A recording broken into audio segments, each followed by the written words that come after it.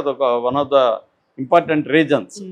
So ఇప్పుడు అది వచ్చిన తర్వాత ఏం చేస్తారంటే ఇప్పటి వరకు చాలామందిని ఇమ్మిగ్రెంట్స్ని పంపించడం, ఇమ్మిగ్రేషన్ లాస్ని, వీసా లాస్ని స్ట్రిక్ట్ చేయడం, H1B వీసాలు ఇవన్నీ కూడా మనం చూసాము. అలాగే విద్యార్థి వీసాలను తగ్గించేయడం, దాని మీద కూడా మొన్ననే మనం ఒక టాపిక్ చెప్పుకున్నాం. విద్యార్థి వీసాలు దాదాపు 62% ఇండియన్ విద్యార్థులకు వీసాలు అనేవి తగ్గిపోయినాయి ఈసారి.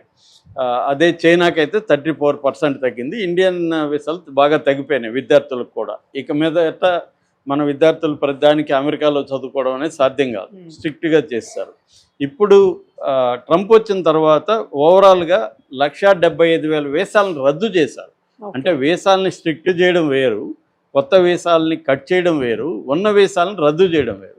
ఇప్పుడు మన టాపిక్ ఉన్న వీసాలను రద్దు చేయడం. సో ఈ ఉన్న వీసాలని 1,75,000 మందికి రద్దు చేసింది ఎప్పుడు ట్రంప్ వచ్చిన ఈ 1.5 ఇయర్లో.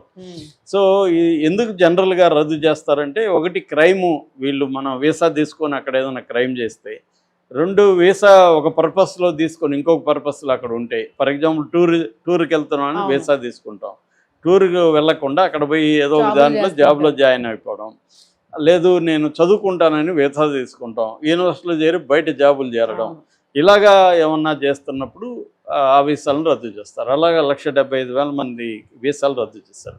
ఇప్పుడు కొత్తగా 600 మందికి గర్భిణీ స్త్రీలకి, ఎందుకంటే ప్రతి విషయాన్ని అతను నరుక్కుంటూ వస్తున్నాడు, కట్ చేసుకుంటా. ఇప్పుడు గర్భిణీ స్త్రీల విషయం ఏంటంటే మన అందరికీ తెలుసు, మన తెలుగు వాళ్ళు కూడా చాలామంది కరెక్ట్గా ప్రెగ్నెంట్ టైంకి అక్కడికి వెళ్తారు. ఎందుకంటే అక్కడ ఒక రూల్ ఉంది, బర్త్ సిటిజన్షిప్ అనే రూల్ ఉంది. అక్కడ పుట్టిన పిల్లలకి నేచురల్గా సిటిజన్షిప్ వచ్చేస్తుంది. కాబట్టి అక్కడ పోయి కనేసేయడం, ఇక్కడ ఉండడం, అక్కడ పోయి కనేసేయడం. ఇక్కడ ఎందుకంటే అక్కడే ప్రెగ్నెంట్గా ఉంటే మెడికల్ కాస్ట్ ఎక్కువ ఉంటుంది. ఇక్కడ ఉండి చివరిలో వెళ్ళిపోయి అక్కడ కనేస్తే మెడికల్ కాస్ట్ పెద్దగా ఉండదు, ప్లస్ సిటిజన్షిప్ పిల్లలకు నేచురల్గా వచ్చేస్తుంది అనే ఒక ఇది పెద్ద ఎత్తున చేస్తున్నారు.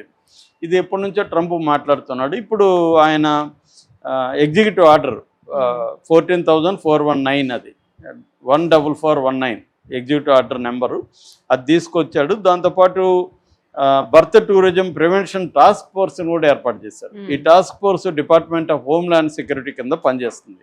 ఈ టాస్క్ ఫోర్స్ ఏం చేస్తుందంటే, ఇలాగా ఎవరైనా ప్రెగ్నెంట్ ఉమెన్ అమెరికాకు వస్తుంటే వీసాల మీద, మామూలుగా ప్రెగ్నెంట్ ఉమెన్ అమెరికాకి వీసాల మీద వెళ్ళచ్చు, తప్పు లేదు.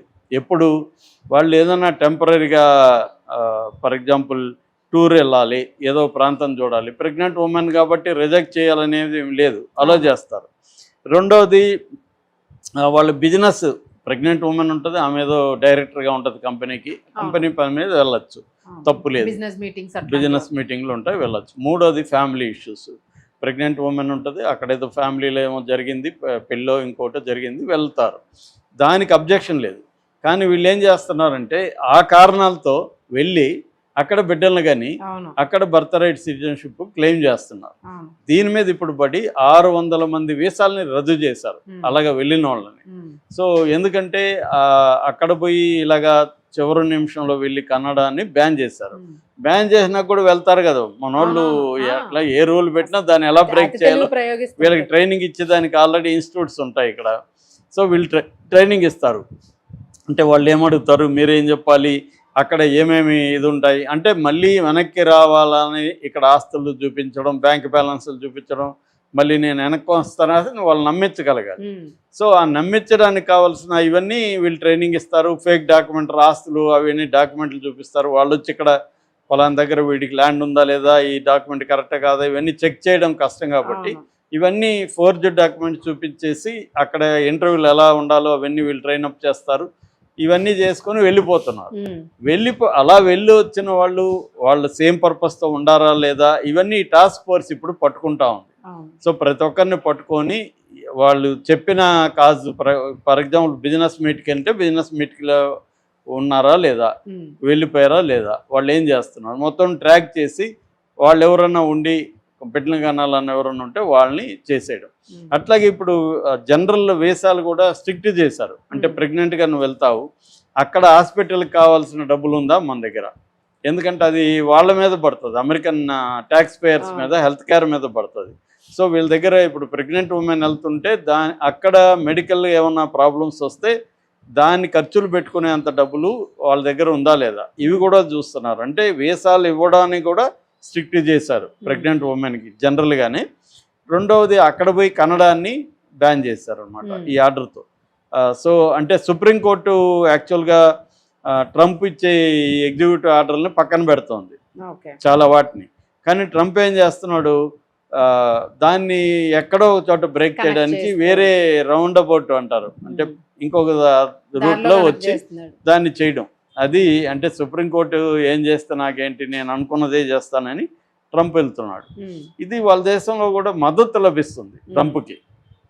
మనకి ఇబ్బందిగా ఉండొచ్చు కానీ అక్కడ వాళ్ళకి ఇదంతా ఎవరెవరు వచ్చి కనేసి వాళ్ళంతా సిటిజన్షిప్ చేసేస్తున్నారు అన్న ఇది మనోళ్ళు కూడా ఎక్కువ చేస్తారు కదా, ఓవర్ చేస్తారు, ఏదైనా దాన్ని అరగదీస్తారు.